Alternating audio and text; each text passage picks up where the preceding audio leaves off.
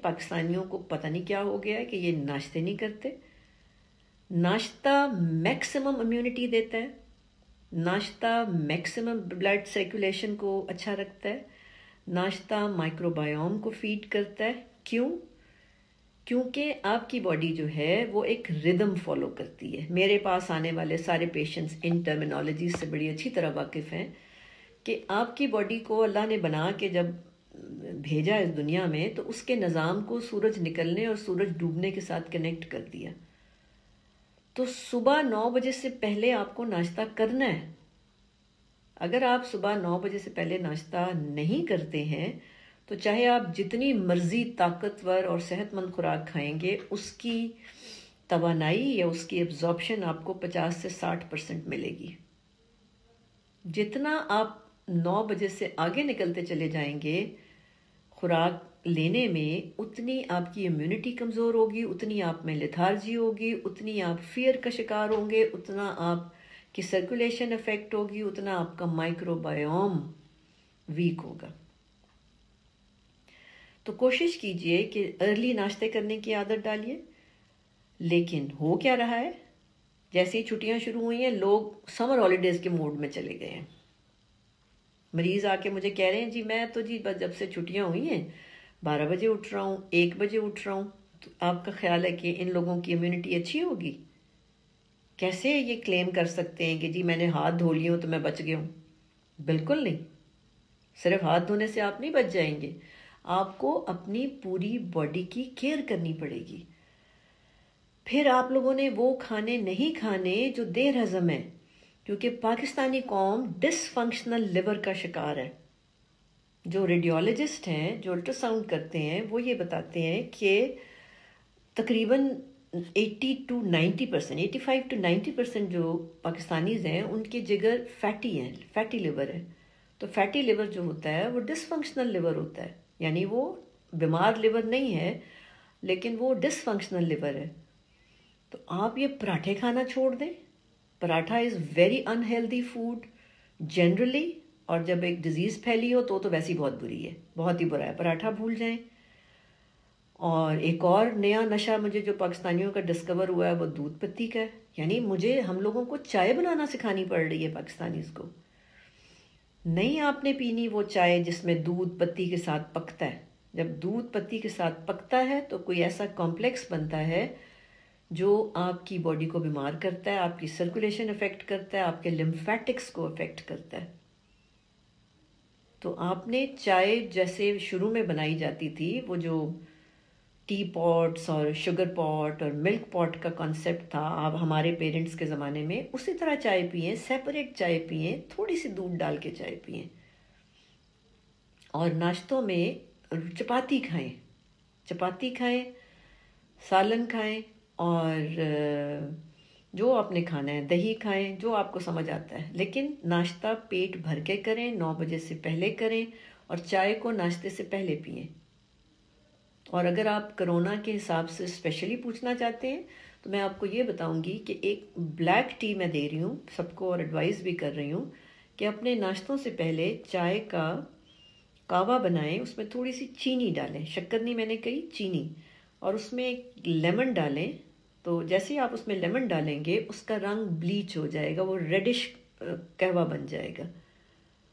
तो उस कहवे को आप एम्प्टी स्टमक ले लें। तो ये आपके जो बॉडी की इंटरनल टेरेन होती है या इंटरनल एनवायरनमेंट होती है, उसकी पीएच को ऐसे बदलता है कि उसमें वायरस की ग्रोथ थोड़ी सी मुश्किल हो जाती है। तो ब्लैक टी विद लेमन सबसे आसान तरीन, सस्ती तरीन चीज़ है जो आप दिन में 3-4 दफ़ा पी सकते हैं, बट ऑलवेज बिफोर मील्स, खानों से पहले। खानों के बाद अगर आप चाहते हैं तो थोड़ी थोड़ी सी ग्रीन टी पिए, बस।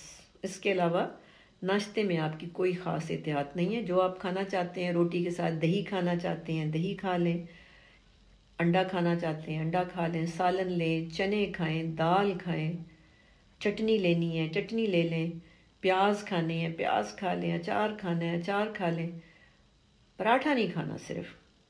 सो मेजरली पराठा जो है, सीरियल्स नहीं खाने। बड़ा मिथ है कि जी सीरियल्स बड़े हेल्दी होते हैं। Cereals are plastic foods, so no serials.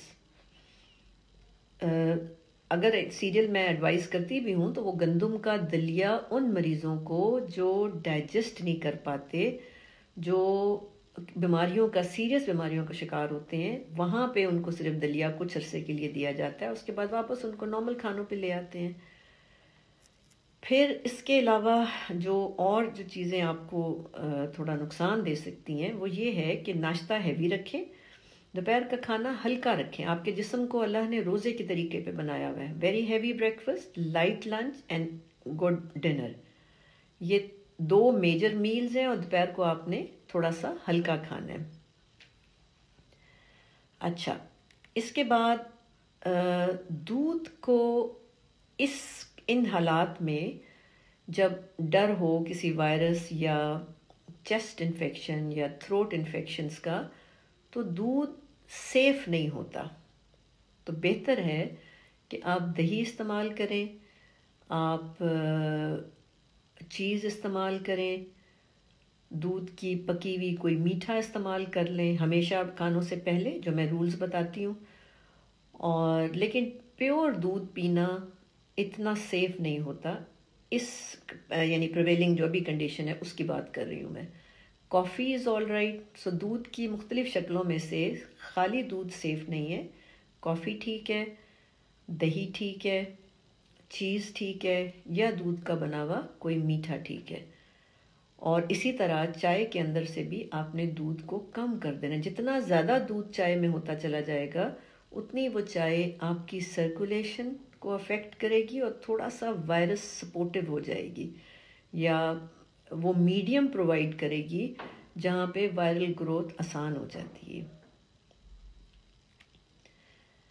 अच्छा, ये तो पानी का ध्यान रखना है कि आप लोगों ने पानी बिल्कुल अपने आप को प्रॉपरली हाइड्रेट करें। कोई 12 ग्लास ज़रूर पीने हैं और हमेशा कुछ भी खाने से पहले पी लें। कोई 5-10 मिनट पहले आप पानी पिएं ताकि आपकी बॉडी जो है वो फुली जो है वो अपने आप को पहले तो हाइड्रेट करे और क्लेंस करे, यानी आपको खुल के यूरिन आना चाहिए।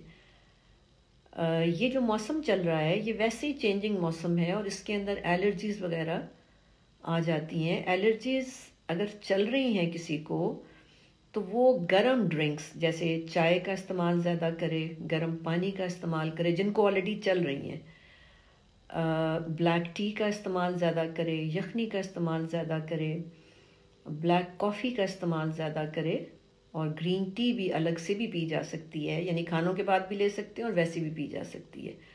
तो अगर आपको सीजनल एलर्जीज़ हुई हुई हैं तो वो आप उनको हैंडल करें इस वक्त, क्योंकि सीजनल एलर्जीज जो हैं वो हो सकता है कि वो बिकॉज इम्यूनिटी तो लो है ना, उसकी वजह से लो है तो वो बिगड़ सकती है।